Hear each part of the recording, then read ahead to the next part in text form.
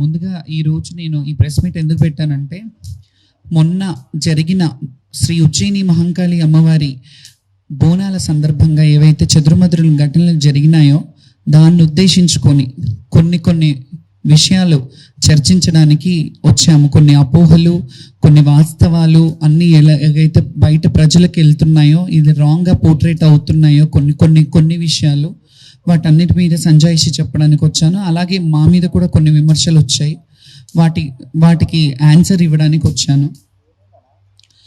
ముందుగా first starting ఏంటంటే, బోనాల పండుగ సందర్భంగా మేము బోనాలు తీసుకెళ్ళడం జరిగింది. మాకు కొన్ని టైమింగ్స్ పెట్టి కొన్ని ఏర్పాట్లు చేసిన సంగతి మీ అందరికీ తెలిసిందే. ముందు మీటింగ్స్కి ఇన్వైట్ చేసి మమ్మల్ని రమ్మన్న సంగతి తెలిసిందే. సో మేము వెళ్ళాము, అక్కడికి టైంకే వెళ్ళాము. టైంకి అంటే 1 to 3 ఇచ్చారు. నేను చెప్పాను ఒక్క పొద్దులతో ఉంటాం, కొంచెం టైం ఇవ్వండి అంటే సరే అని 1 o'clockకి రమ్మన్నారు. దూరం నుంచి వచ్చే వాళ్ళు కూడా ఉంటారంటే 1 గంట నుంచి 3 గంటల వరకు అని చెప్పారు. 1 గంట నుంచి 3 గంటల కంటే సరే అని నేను 1 గంటకి స్టార్ట్ అవ్వబోతుంటే, స్టార్ట్ అయ్యే ముందు కొంచెం నోడల్ ఆఫీసర్ని వేశారు దానికి స్పెషల్గా. సో నోడల్ ఆఫీసర్ గారు, మీరు ఇప్పుడు రాకండి, సీఎం గారు వచ్చారు, మళ్ళీ డిస్టర్బెన్స్ అవుతుంది, అందరికీ డిస్టర్బెన్స్ అవుతుంది, మీరు కొంచెం ఆగిరండి అన్నారు. ఆగిరండి అన్నప్పుడు మేము 2 గంటలకి 2:30 అయింది, ఆల్మోస్ట్ 2:30 వరకు మేము 2 గంటలకి స్టార్ట్ చేశాను. అక్కడ నుండి విపరీతమైన జనాలు, వేలాది మంది భక్తులు, జనాలు, మమ్మల్ని బోనాలు చూడడానికి వచ్చేవాళ్ళు, వీళ్ళందరూ ఉంటారు కాబట్టి మేము ఆ టైంకి సరే, సీఎం గారు వచ్చినప్పుడు ఆయన రాష్ట్రానికి అధినేత, చీఫ్ మినిస్టర్ కాబట్టి ఆయనకు ఆ రైట్ ఉంటుంది కాబట్టి ఆయన వచ్చిన టైం ఆగమన్నప్పుడు ఆగాము, సమంజసమే. కానీ మేము ఆగినప్పుడు మేము మళ్ళీ వాళ్ళు వెళ్ళిపోయాక మమ్మల్ని ఏ టైంకి అయితే రమ్మన్నారో ఆ టైంకే వచ్చాము. ఆ టైంకి తర్వాత కూడా మరి ఒక పోలీస్ ఆఫీసర్ని ఎస్ఐని పెట్టారు. ఆ ఎస్ఐ త్రూగా మేము వస్తున్నాము. బయట మావురాల పెద్దమ్మ టెంపుల్ దగ్గర నుంచి మొదలుకొని అన్నీ మీరందరూ చూశారు, సోషల్ మీడియాలలో, కొన్ని ఛానళ్ళల్లో కూడా మీరు చూసిందే. వేలాది మంది జనం మధ్యలో నేను బోనం తీసుకొని వచ్చాను. బ్యారికేడింగ్ చేశారు, చాలా బ్యారికేడింగ్స్. ఎన్ని బ్యారికేడింగ్ అంటే మీ అందరికీ తెలుసు, దాదాపు 7-8 బ్యారికేడ్స్ ఒకటే లైన్లో. మేము ఎప్పుడూ ఆడుకుంటూ వచ్చే లైన్ అది. ఆ ఒకటే లైన్లో చాలా బ్యారికేడింగ్స్ పెట్టారు. మొదటి నుంచి స్టార్ట్ అయింది అది. ఫస్ట్నే రోప్ పెట్టారు, రోప్ పైకి లేపుతుంటే దాని మీద నుంచి ఇంకా మేము కింద నుంచి వచ్చాము. ఇవన్నీ పక్కన పెడితే మీడియాలో వస్తున్న media in the sense social మీడియాలో వస్తున్న అవాస్తవమైన మా మీద దుష్ప్రచారం ఏం జరుగుతుందంటే, శ్యామల బోనం పడిపోయింది అని చెప్పారు. ఇది శ్యామల బోనం పడిపోలేదు, ఎప్పుడు పడలేదు, అలా పడొద్దని కూడా భగవంతుని కోరుకుంటాను. ఎప్పటికీ ఆ అమ్మవారి శక్తిని ఇవ్వాలని కోరుకుంటాను. ముందుగా ఈ మాట అయితే క్లియర్ చేస్తున్నాను, నా బోనం పడిపోలేదు. అండ్ నేను ఎక్కడా చెప్పలేదు నా బోనం పడిపోయిందని.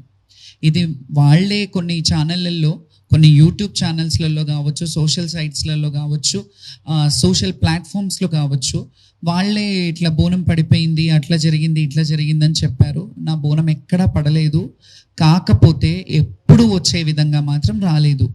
ఆటపాటలతో, దప్పు వాయిద్యాలతో అట్లా వస్తుంటే చాలా బ్యారికేడ్స్, అంటే ఒక దగ్గర వదిలేరు, మళ్ళీ ఇంకో దగ్గరకు వచ్చేసరికి ఇంకో బ్యారికేడ్. మీరు చెప్పినట్టు మాతో 5 మందిని పంపిస్తానంటే అది కూడా పంపించలేదు. ఒకరిద్దరినే లాస్ట్ వరకు, ఒకరినో ఇద్దరినో పంపించారు. ఒడిబియ్యం మిస్ అయిపోయాం మేము అక్కడే, ఒడిబియ్యం కూడా వెనక్కి అయిపోయినాయి. సరే ఇవన్నీ అయ్యాయి, సంతోషంగా వాయిద్యాలను పెడతానన్నారు. ఇదంతా తర్వాత చెప్తాను. ఫస్ట్ బోనం పడిపోయిందా లేదా అనే క్లారిటీ ఇస్తా. బోనం పడలేదు. ఇప్పటి వరకైతే నా ఇన్నేళ్ల చరిత్రలో, ఇన్నేళ్ళు నేను బోనాలు ఎత్తుతున్నాను, ఎప్పుడు పడలేదు. సో ఈసారి కూడా పడలేదు.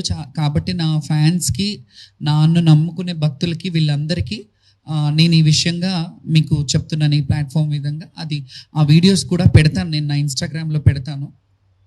నేను వెళ్ళి బోనం ఎక్కించేది, కాకపోతే అసంతృప్తితో వెళ్ళిన మాట వాస్తవమే. ఎందుకంటే ఎప్పుడు ఆనందంగా ఆటపాటలతో, మీ అందరికీ తెలుసు, గత వీడియోలు చూస్తే వాయిద్యాల నడుమ, డప్పు సప్పుళ్ళ నడుమ అమ్మవారి పూనకంతో వెళ్ళే వాళ్ళము. ఎక్కడికక్కడ నిర్బంధనం, మెల్లిగా అంటే ఇది ఒక టార్గెటెడ్ విషయంలాగా జరిగినట్టు అనిపించింది నాకు. ఎందుకంటే ఇందులో జరిగిన తప్పిదం ఏంటంటే, మాకు యాక్చువల్లీ పోలీస్ డిపార్ట్మెంట్ నుంచి ముందుగా ఒకరోజు ముందు కాల్ చేశారు. వెళ్ళాం, మీటింగ్కి రమ్మనంటే వెళ్ళాం. వెళ్ళి వాళ్ళు చెప్పిన టైమింగే, మీరు లక్షలాది మంది వస్తారు, ఈ లక్షలాది మందికి ఇబ్బంది కావద్దంటే మీరు మీ ఈ టైంలో రండమ్మా, మీకు ఏ ఇబ్బంది ఉండదు, మిమ్మల్ని సాఫీగా పంపిస్తాము. మోర్ ఓవర్ అందులో ఇంకో మాట చెప్పింది ఏంటంటే, హామీ ఇచ్చింది, ఇది కూడా వీడియోలు ఉన్నాయి, నేను పెడతాను ఇవి.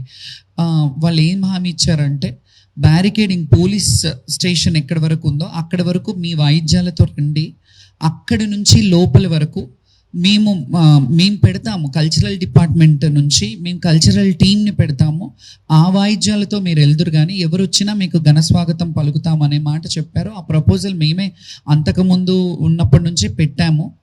గతంలో మంచిగా జరిగినప్పుడు మంచిదని చెప్పాము, బాగాలేనప్పుడు బాగాలేదని చెప్తాము.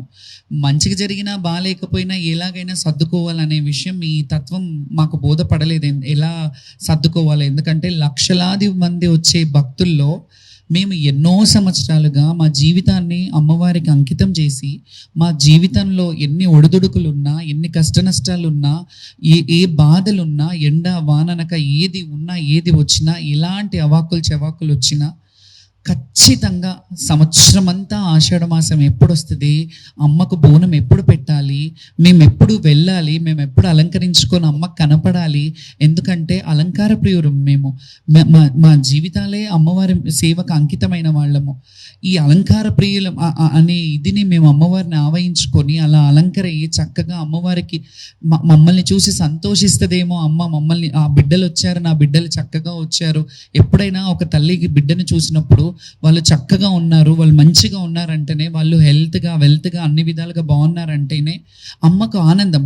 అట్లాగే మేము అమ్మ బిడ్డలం కదా, మా తల్లిదండ్రులు అది ఉన్నా జీవితంలో వివక్షతకు గురైన జీవితాలు మావి. ఎవరికీ తెలియదు మా లొసుగులు ఏముంటాయి, మా మంచి చెడ్డలు ఏముంటాయి, మేము ఎలా అనుభవిస్తుంటాం, మా జీవన విధానం ఏంటి, మా జీవన శైలి ఏంటి ఎవరికి తెలియదు. మేము అలంకారం చేసుకొని వస్తాం, వాళ్ళకేంటి అన్నట్టు ఉంటారు. కానీ మేము కూడా ఎవరి ముందు అలా ప్రొజెక్ట్ చేయొద్దు అనుకుంటాం. ఎలా అంటే, మాకేదో సింపతి చూపించాలి, ఎవరో వచ్చి సింపతి చూపించాలని ఏ రోజు ఆలోచించాం. మేము స్ట్రాంగ్గా, మా హక్కు, మా రైట్ ఇది, బోనాల కల్చర్ని రిప్రజెంట్ చేయడం మా హక్కు. బోనాల పండుగని ముందుకు భావితరాలకు చూపించాలి. ఈ కల్చరల్గా హిందుత్వంలో ఉన్న ఈ బోనాల పండుగ ఏదైతే ఉందో, బడుగు బలహీన వర్గ బిడ్డలు ఏదైతే చేసుకుంటున్న పండుగ ఉందో, ఈ పండుగని మేము చూపించడానికి ముందు భావితరాలకు చూపించాలి. ఇలా ఉంటాయి దేవాలయాలకు కట్టుబడి, మేము దేవాలయాలకి ఎలాగైతే మేము కట్టుబాట్లు ఉండి కొన్ని దేవాలయాలని ప్రమోట్ చేస్తున్నాం, అవన్నీ గతంలో చూసినట్టయితే ఇన్ని వేల లక్షల మంది వచ్చేవాళ్ళు కాదు కదా. కొంతవరకు జనాలు వచ్చేవారు, జాతర అంటే జాతరలా జరిగేది. మేము ఎంతమంది 2004 పేపర్ కటింగ్స్ కూడా చూపిస్తాను. నేను చాలా పేపర్ కటింగ్స్ కూడా తీసుకొచ్చాను, ఎందుకంటే మీకు చరిత్ర తెలియాలి. నేను ఎప్పటి నుంచి అమ్మవారి సేవ చేస్తున్నాను, ఎప్పటి నుంచి లైమ్ లైట్లో ఉన్నాను. లైమ్ లైట్లో నేను నిన్న వచ్చి ఏదో ఆమె కొందరు ఏమని వాపోయారంటే సోషల్ మీడియాలో, ఆమె పబ్లిసిటీ స్టంట్ కావాలి అని అన్నారు. పబ్లిసిటీ స్టంట్ కావాలంటే ఈ ప్లాట్ఫామ్ అక్కర్లేదు. నేను 2011లో వీరంగం అనే సినిమా చేశాను. నేను అందులో హీరోయిన్ని, అందులో జోగిని వ్యవస్థ గురించి నేను పెట్టాను. నాకు లైమ్ లైట్ కొత్త ఏం కాదు, నేను పుట్టి బుద్ధిరిగినప్పటి నుంచి లైమ్ లైట్లోనే ఉన్నాను. నేను పుట్టి మా తల్లి ఒళ్ళో ఉన్నంత వరకు మా తల్లి లైమ్ లైట్లో ఉన్నాను. మా తల్లికి నేను ఫెమిలియర్. తర్వాత నేను ఊహ వచ్చినప్పటి నుంచి ప్రజలకు ఫెమిలియర్, జనాలకు ఫెమిలియర్. నేను ఇట్లా ఫెమిలియర్ పిచ్చి కానీ ఇంకేదో సోషల్ స్టంట్స్ చేయాలంటే నాకు చాలా వేస్ ఉన్నాయి. నేను అవి ఎంచుకోలేదు ఎప్పుడు. నన్ను నేను తగ్గించుకొని, నన్ను నేను అంటే అనుభవము వయసు అనేది కూడా అంటారు కదా, అది వచ్చిన కొద్దికి నన్ను నేను చాలా కంట్రోల్డ్గా, స్టేబుల్గా నన్ను నేను ప్రదర్శిస్తాను ఎవరి ముందు అయినా. ఎందుకంటే గతంలో చూసినప్పుడు చిన్నతనంలో చాలా సందర్భాల్లో ఏడ్చేదాన్ని, ఇంటర్వ్యూలలో కూడా ఏడ్చేదాన్ని. చాలా స్ట్రాంగ్గా ఉండడానికి ప్రయత్నిస్తాను, ఉంటున్నాను కూడా. ఎందుకంటే మనం చూసి 10 మంది నేర్చుకుంటారు అనే దాన్ని బట్టి.